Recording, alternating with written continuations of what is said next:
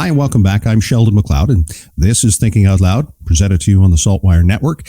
It was a few years ago that this story was put into saltwire.com. It was about that historic 5-year plan, the launch to support economic development of African Nova Scotians. And then just the other day, the Nova Scotia government announced that it was going to extend the funding for that project into the next 3 years, out to 2025. And to talk a little bit about that today, I wanted to give an opportunity to hear from two people directly involved as the co-chairs of the Economic Development for the African Nova Scotian Road to Economic Recovery Advisory Committee co-chairs. We've got Dolly Williams. Dolly, nice to see you. Good to see you. Thank you for inviting us. And Irvine Carvery, another familiar face to us here. So thank you very much for joining me, Irvine. Thank you, Sheldon, for having us this morning. What did it mean, and we'll start with you, Dolly, to have government to commit to the funding to push this out now for the entire 5-year pilot project? Well, for me, I think that we have, first of all, because it's Halifax City, we've been able to do our work and do within Halifax HRM, but with the government problems coming on with us, it now helps us to move forward into the province. We're going to the province anyway. Now this gives us the model. We can now go into the province with the funding from government that won't affect our other funding. And it's important because the Black community outside of Halifax want to hear from us. So this funding is a big plus for us to move forward our work for the next 3 to 4 years, next 3, 4, and 5th year. So we're very excited about this government coming on board to do this with the province. And I think it's great work for them to be a part of this, especially we've been here for 400 years. And so for us, this is something new. So for them to come on board, I think it's very important that they show the solidarity that they're working with the Black community, supporting the Black community in all that we're doing. Irvine Carvery, tell me what this economic recovery plan looks like. What is the job that you have been tasked to do? You and Dolly. Well, we've been tasked with going into our African Nova Scotian communities to first and foremost, listen to our communities in terms of what they see as needs within their community to allow for economic development to take place in their communities. That's our primary role. We deal in areas of housing. We deal in areas of economic development. We also are involved in areas of social concerns within our communities. Now, this was launched back in 2021. Here we're 2 years in. Dolly, your thoughts on where you're at and the direction that you're heading? As you say, you want to reach out to more communities outside of HRM. Tell me about. Well, I think we're right on target. I think we're on target. We're doing well. We're on target. I think we hit the whole province so far. And now we're just looking at developing and going into our strategies that we put forward and looking on and moving forward. And we've been very fortunate. We have a youth council and an elder council that was formed in July. That's very much a part of this work. So that's been a great blessing. That was one of our target things to get done, and that was completed. So we're very fortunate to have so many knowledgeable youth and our elders with us to do this work. And it's been proven very, very successful. Irvine, I want to ask your thoughts. I've spoken with members of the young community who say, there's, aside from being part of the African Nova Scotian community, there are different communities, and there sometimes is not as much cooperation, collaboration, or communication. And I'm wondering, is that in any way part of your plan to bring together as many people to get on the same page to bring economic recovery to the community? Well, that's why we felt it was important to form a youth council and to form an elders council so that we are hearing voices from the full spectrum within our communities. And our council is made up of representation from each of the African Nova Scotian communities within HRM. We've extended our elders council to include people from across the province.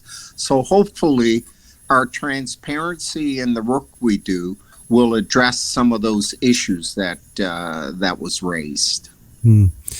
Dolly, your thoughts on being not just, mindful of community, but mindful of gender, having young women involved in this conversation? Oh, I always believed in gender-based everything that we do. I think it's very important to have women and all genders involved in what we do within our community, because community is not just made of one gender. So I think it's very important. It's important to see so many young women that have came on board with our young men to do this work. So it's very important. We have a lot. Doing this project. We have discovered we have so many engineers and planners. Young people in our community doing this work that we were not aware of until we got involved and this started putting out the call that we wanted young people to get involved. So for us, it's very important because, like I said, being here 400 years and not being able to promote ourselves where we wanted to. So this has been an avenue, and the young people are coming to us and saying, "Well, can I get involved?"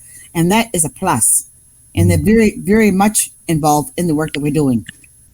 And as you say, this work right now, is it just mainly focused on, is it mainly focused on collecting information and putting together a plan? Is that how you see this?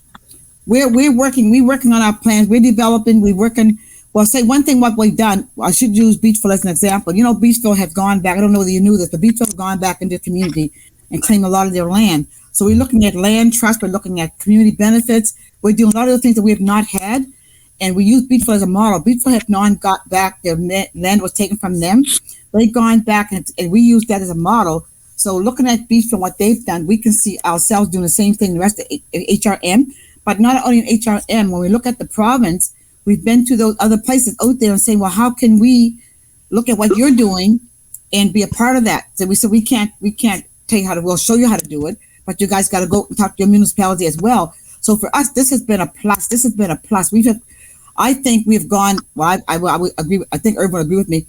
I think we have gone beyond what we had expected to be at this point in time because it's moving on so quickly and people are coming, the community is coming on together and joining this in with the, everybody wants to be a part of this project and we're all working in unison.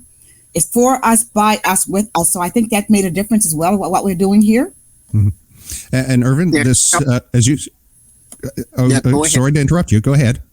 No, I was going to say, the work that we do with our council is Afrocentric based, which includes all of the members of our community. And we have already developed a 5-year plan that we're working on, and we continue to work on that 5-year plan. And it's inclusive of all communities.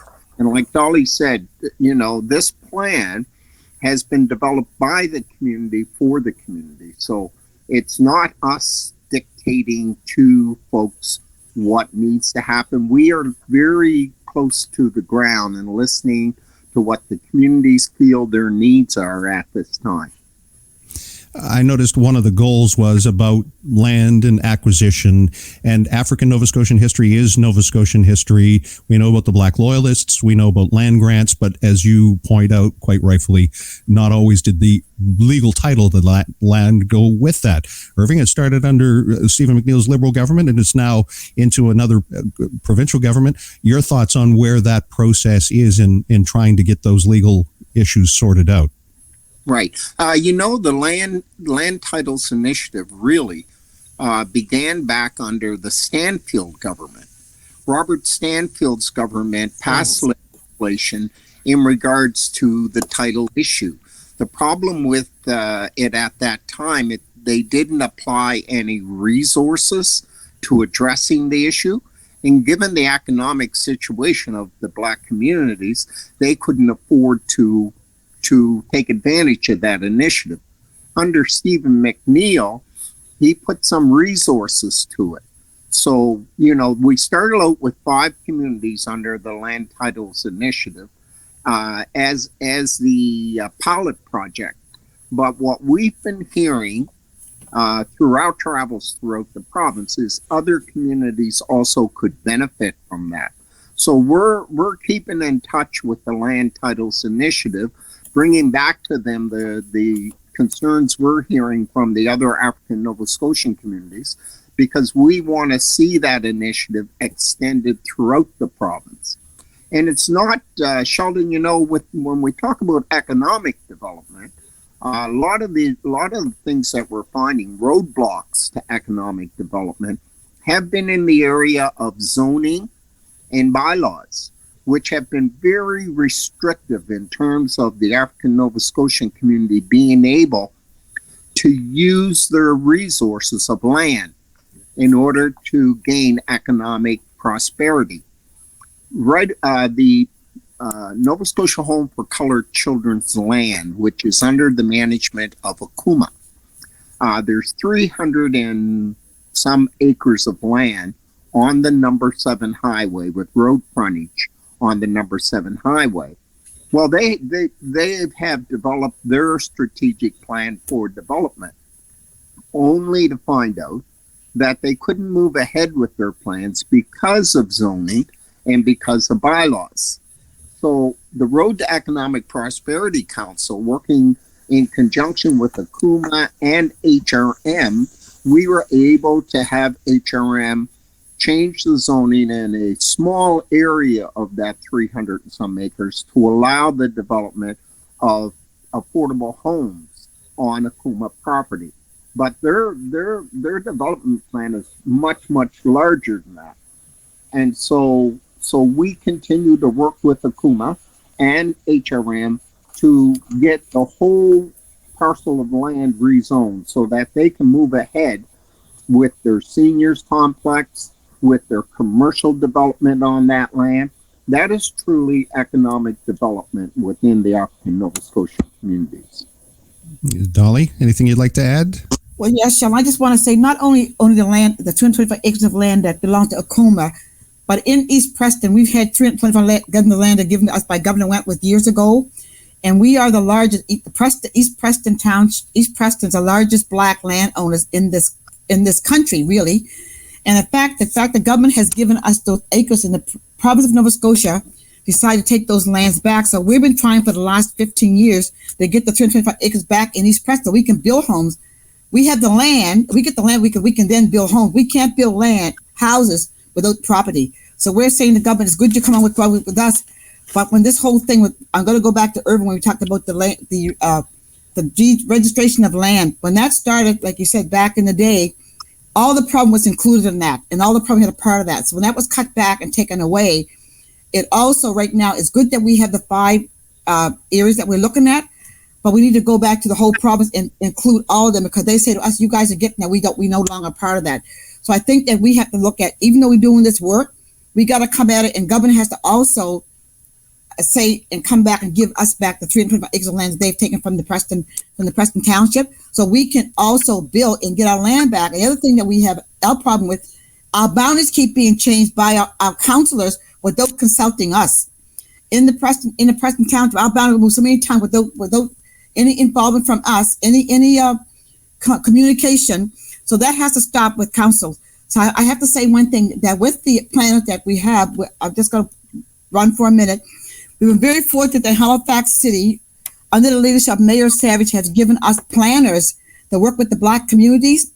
Beachfield and Hamilton taking the opportunity, and we also he just passed last week the 3 more new planners that will come and work with the Black communities. So once we get these planners in place and work with the Black community, I see a lot of growth coming, much faster than we even thought. So I think it's very imperative that we be we're making it's our plan, and we're following for with them working with us and for us. So I think it's great, and I just see this going forward.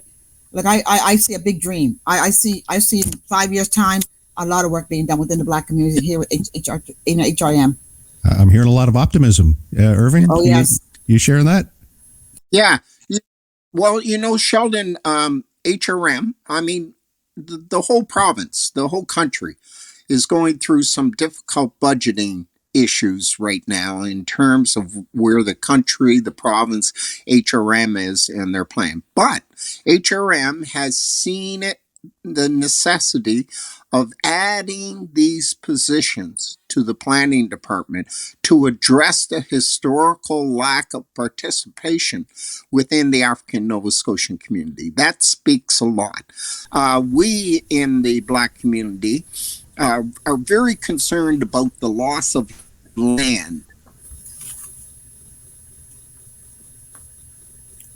Not sure if your camera stopped working there, but Irvine, I know that we've been talking about some of these issues for some time, and I'm really glad to have a few minutes to discuss this today. It sounds like things are moving in a positive direction, and Dolly, I think you have expressed that very well, so thank you.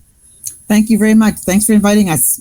And Irving, I'm not sure if your system was frozen there, but thank you as well. I appreciate it. And I want to say to you as well, it's very nice for you guys to even consider doing this work. I think it's great that because through the media, the community, everybody see what we're doing. Yeah. Because we can't be everywhere, and I think that the social media is very important. So we just want to say thank you for what you guys are doing as well to help promote this work that we're doing, and we continue looking forward for the support.